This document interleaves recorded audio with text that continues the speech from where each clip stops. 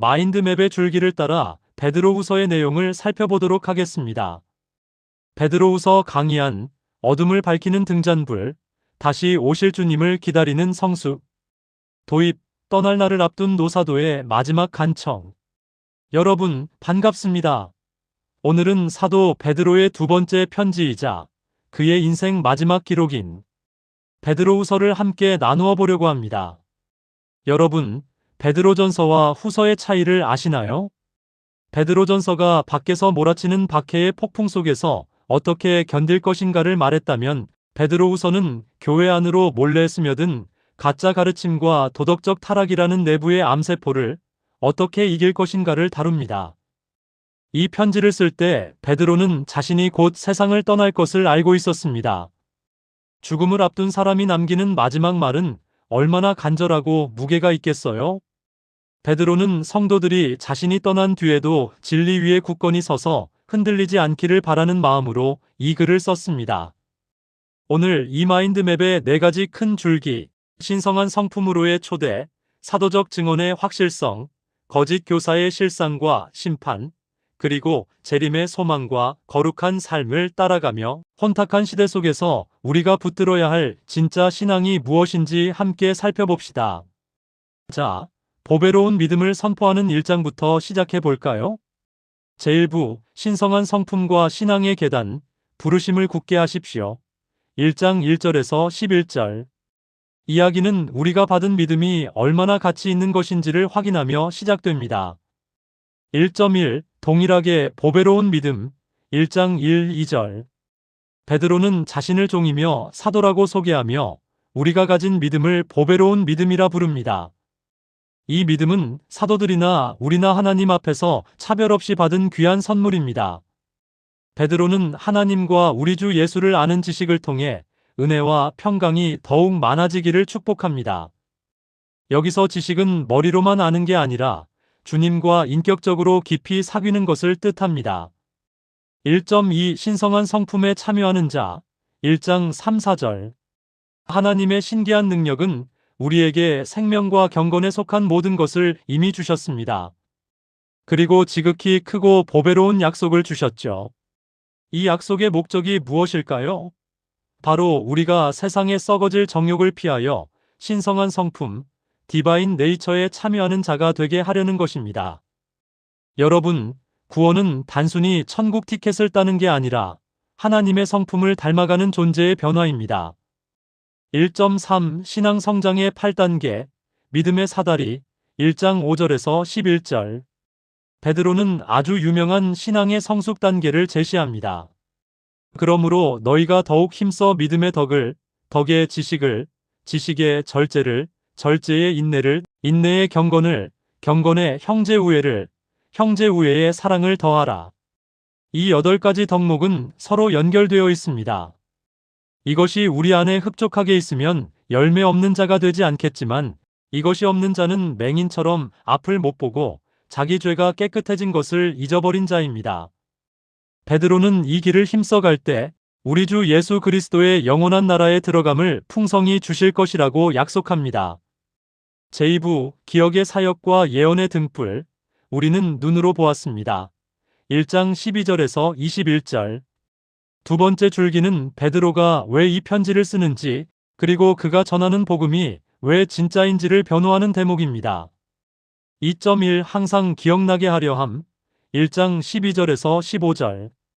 베드로는 말합니다. 너희가 이미 진리를 알고 있지만 나는 죽는 날까지 계속해서 이 사실을 기억나게 하겠다. 그는 자신의 장막을 벗을 날, 죽음이 가까웠음을 주님께 계시받았습니다.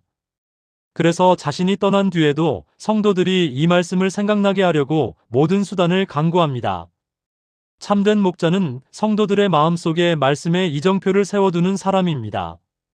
2.2. 변화산의 목격 증언.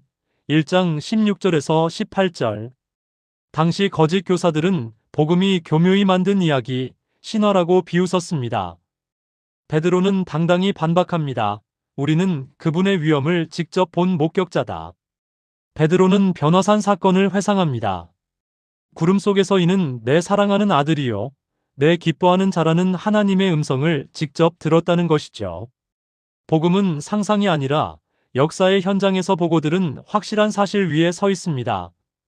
2.3 샛별이 떠오를 때까지의 등불 1장 19절에서 21절. 우리에게는 목격자의 증언보다 더 확실한 것이 있습니다. 바로 예언의 말씀, 성경입니다. 베드로는 성경을 어두운 데를 비추는 등불에 비유합니다. 날이 새어 우리 마음속에 샛별이신 그리스도가 떠오를 때까지 우리는 이 등불을 주목해야 합니다. 중요한 원칙이 나옵니다. 성경은 사사로이 풀어서는 안 됩니다.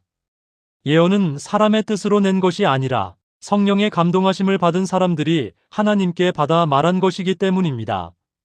성령으로 기록된 말씀은 성령의 조명 아래 읽어야 합니다. 제3부 거짓 교사의 실상과 심판, 멸망은 지체하지 않습니다. 2장. 세 번째 줄기는 가장 어둡고 날카로운 경고의 메시지입니다. 당시 교회를 어지럽히던 이단들의 정체를 폭로합니다. 3.1 가만히 끌어들인 이단 2장 1절에서 3절. 옛적에 거짓 선지자들이 있었던 것처럼 여러분 중에도 거짓 선생들이 나타날 것입니다. 그들은 멸망하게 할 이단을 몰래 끌어들이고 자신들을 사신 주님을 부인합니다. 그들의 특징은 방탕과 탐심입니다. 지어낸 말로 여러분을 착취하려 하겠지만 하나님의 심판은 이미 그들을 향해 달려오고 있습니다. 3.2 심판의 역사적 전례 2장 4절에서 10절상. 하나님은 죄를 그냥 넘기지 않으십니다. 세 가지 예를 듭니다.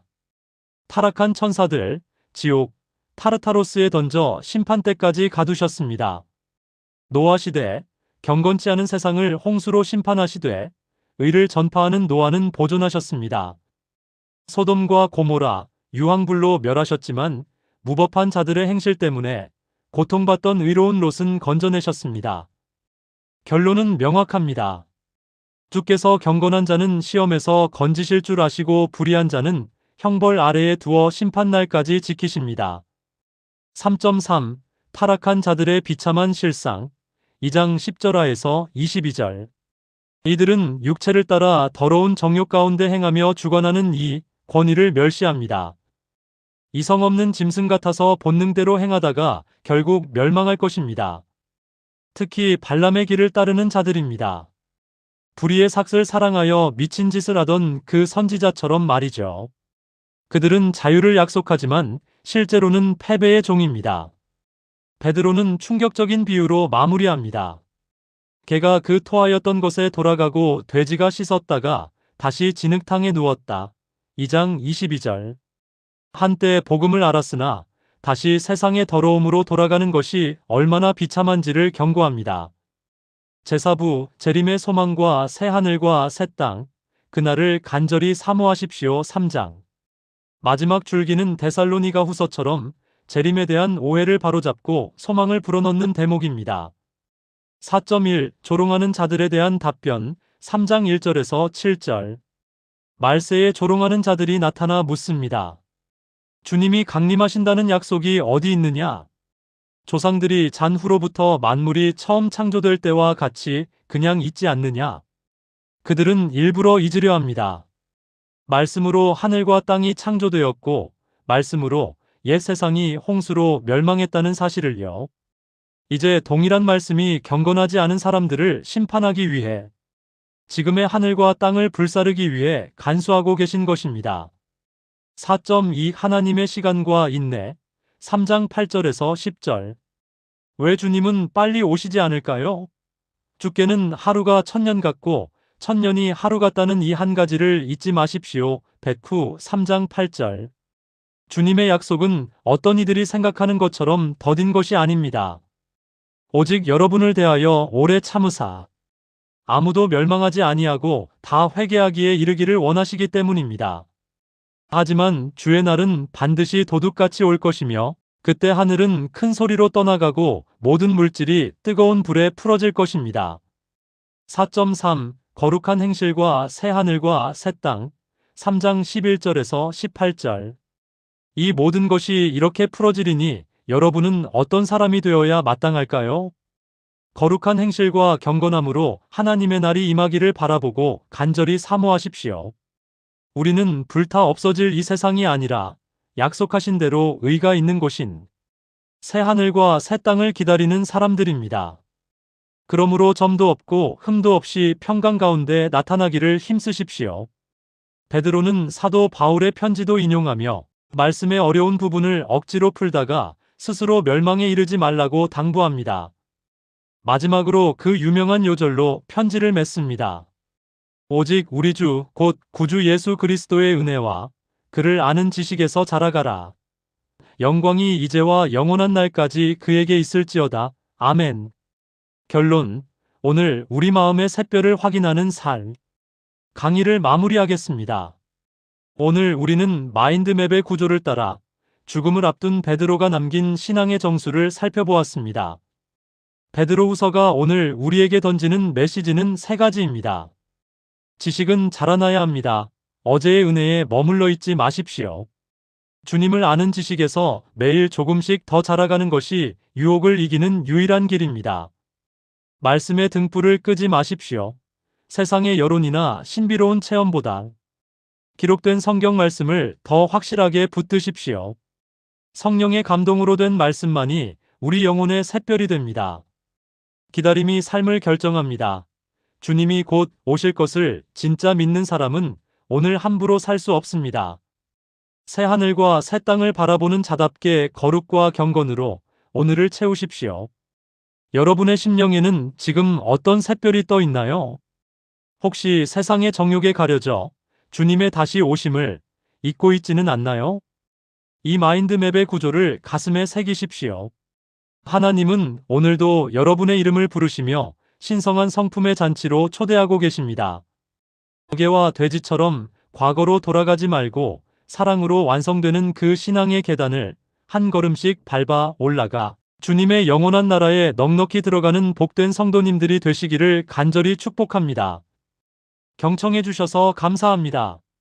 구독과 좋아요 눌러주세요.